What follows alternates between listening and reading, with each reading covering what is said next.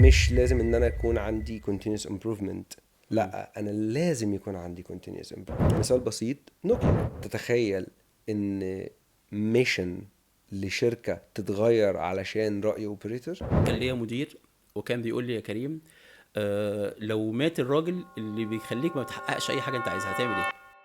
الجزء اللي عايز اتكلم فيه مع حضرتك الجزء بتاع الكونتينيوس امبروفمنت ده، قبل ما نخش على الرحله الكبيره بقى بتاعه الديجيتال تمام. ترانسفورميشن، ويعني ايه ديجيتال ترانسفورميشن وازاي نعرف نوصل للحته دي. تمام. الجزء ده فيه كام حته كده شائكه، وانا عايزك الصراحه تعلمني في الحته دي اكتر. تحت امرك. الجزء بتاع كونتينيوس امبروفمنت، مهم. انا سمعت كتير جدا ناس تقول المهندسين بتوع الكونتينيوس امبروفمنت دول بيقولوا عليهم المهندسين اللي يعني ما نعرفهمش، بنشوفهم بس كده في الاجتماعات بيتكلموا على شويه ارقام وكي بي ايز وبتاع، والناس دي بس مسؤوله على ان هي تحط الارقام وتقول يا جماعه انتوا تمام، لا انتوا مش تمام. وفي جزء منهم، الجزء اسف يعني اقول كده يعني، انا بحبهم يعني، لا، خد راحتك. الجزء الشرير اللي هو ايوه. بيدينا البونص واللي بيصرف لنا الحوافز والحاجات دي كلها بناء على كي بي اي. فهم لو الدنيا معاهم تمام يظبطوا الدنيا، لو زعلانين مننا يبداوا ايه تمام. الموضوع، عايزين تمام. نحل الحته بتاعت كونتينيوس امبروفمنت دي. حته جميله قوي قوي قوي يا م- كريم اللي انت عملت هايلايت عليها. م- قصه الشباب بتوع continuous improvement، م- فاهم، ووضعهم. آم، للاسف الشديد م. دي فكره خاطئه. كويس. تمام. لا، الشباب بتوع continuous improvement هم مش الاشرار. كويس. زي ما نقول، كويس. لا. آه، الثقافه كلها بشكل عام في التحسين المستمر او continuous improvement هي مختلفة شوية في مصر. م- محتاجة ان هي يحصل لها education، تعليم اكتر، نعرف اكتر يعني ايه continuous م- improvement. مش هي فقط حتى مثلا ان هو KPIs او مثلا مؤشرات للقيادة م. بتاعتك او للمؤشرات للكفاءة بتاعتك. كويس. او ان هي بونص للناس فقط لا غير. م- لا، دي حاجة مهمة جدا. مش لازم ان انا يكون عندي continuous improvement. م. لا، انا لازم يكون عندي continuous improvement. يعني مش حاجه كويس ان هي موجوده كاداره نايس تو هاف، لا بالظبط ماست تو كده، هاف دلوقتي. بالظبط، هي must to have. كويس. لازم انا عندي الثقافة، ودي حاجة حتى من ثقافتنا كمصريين، وحتى كديانتنا كمصريين. مم. تمام. دي حاجة، التحسن المستمر ده شيء مطلوب عندنا. صح. ممكن اقول مثال بسيط طبعا لو طبعا. امكن. مم. مثال بسيط، نوكيا. مم. نوكيا ليه؟ ايه اللي حصل لنوكيا وليه حصل دروب داون لنوكيا؟ مفيش تطوير. مفيش مم. تطوير يا فندم. مم. هي دي بالظبط مم. القصة. كوداك مم. ليه ما حصلش؟ الشركة المصنعة للفلوبي ديسك. مم. اه صح. تمام.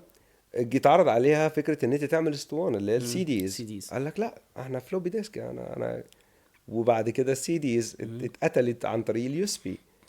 صح. فهي دي القصة، لازم تواكب الانوفيشنز الانوفيشن. بالظبط بالظبط، كده. لازم ان انت في كده. ف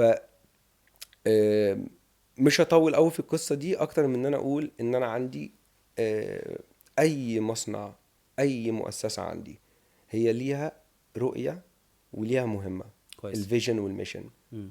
وعشان احقق الفيجن والميشن دي لازم يبقى عندي كي بي ايز. كويس. تمام. وبناء على الكي بي ايز دي لازم اعمل continuous improvement عشان احقق دول.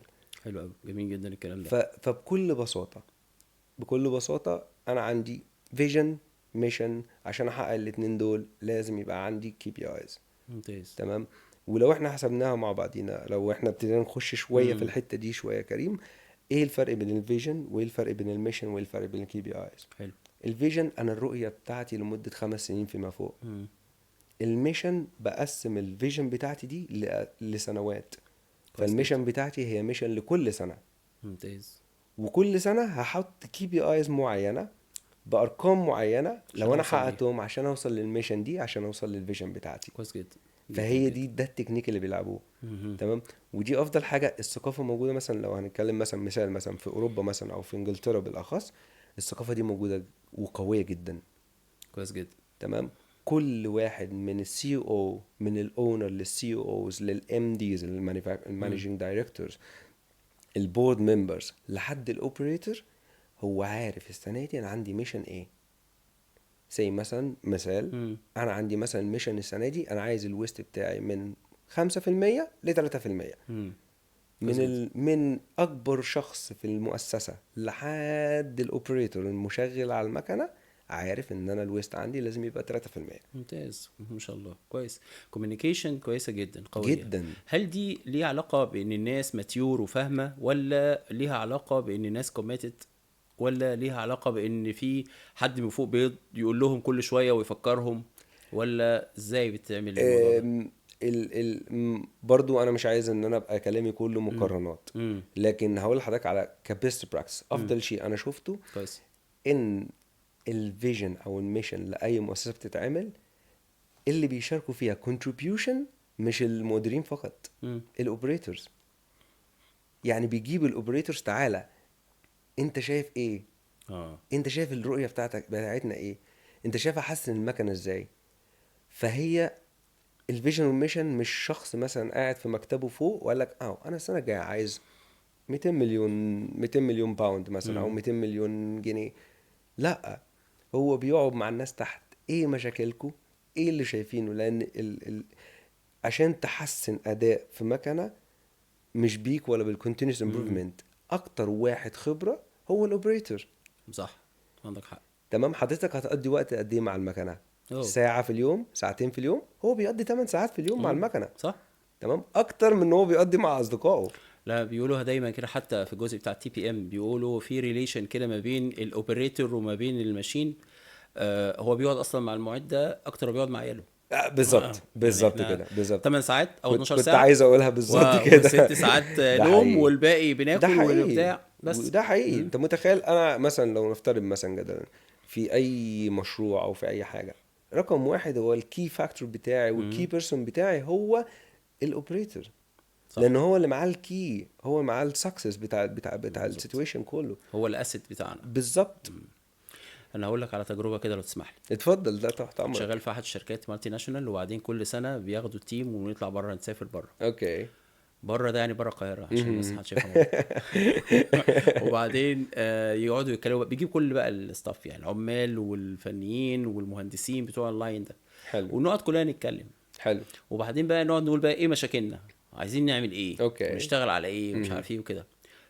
فاحنا كنا بنقعد بقى مع الناس ونقول لهم بقى يا جماعه، هم بيبقوا خايفين يعني، في ناس بتبقى خايفه الموضوع يعني، ايوه رهبه كده صحيح، ده الناس حقيقي، تتكلم ده في حقيقي. الحاجه. فانا بقعد افتح بقى معاهم، احنا عايزين نتكلم يا جماعه على السكراب بتاعنا، عايزين نقلله. عايزين نتكلم على الداون تايم، نعمل ايه عشان نقلله، صحيح، وايه المشاكل اللي عندك علشان يتحقق ده. ده كان حقيقي. ليا مدير وكان بيقول لي يا كريم، لو مات الراجل اللي بيخليك ما بتحققش اي حاجه انت عايزها، هتعمل ايه؟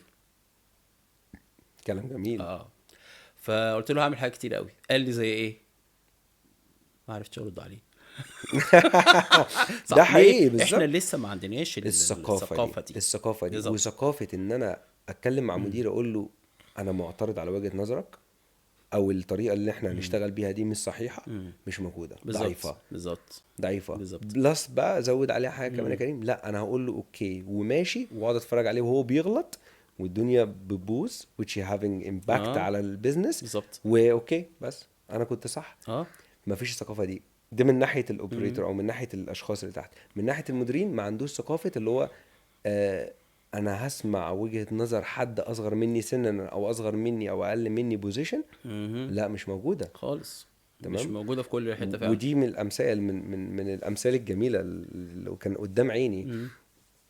هل تتخيل ان في شركه ما، انا مش هقول اسمها، اكس، في انجلترا، كانت موجوده في الشمال في منطقه اسمها ميدسبرا. تمام. تتخيل ميشن لشركه، لمصنع، المصنع ده بيصنع درينكس زي مثلا هنا زي موسى او ريد بول. سوفت تمام، درينك. سوفت درينكس بالظبط. تتخيل ان ميشن لشركة تتغير علشان رأي اوبريتور. ما شاء الله. الميشن كانت ان احنا عايزين نعمل رفع الكفاءة بتاعة المكن واللي هي الاو اي للمكنة من 60 ل 80%. تمام. فجي الاوبريتور، تمام، من الاجتماع اللي هم عملوه معاهم، والاوبريتور اتكلم قال لك لا، انا اقدر اوصل المكنه ل 85%.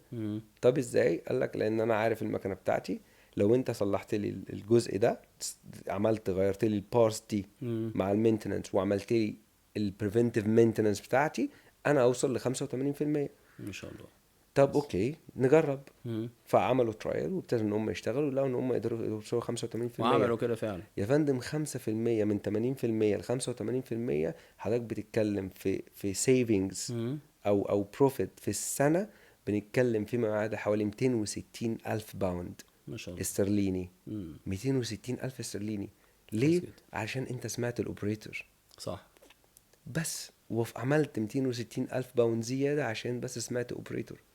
طب لو سمعت كل الاوبريتورز اللي عندك هتعمل ايه؟ عايز اقول لك بقى على تكمله القصه دي، كان فيها جزء حزين شويه.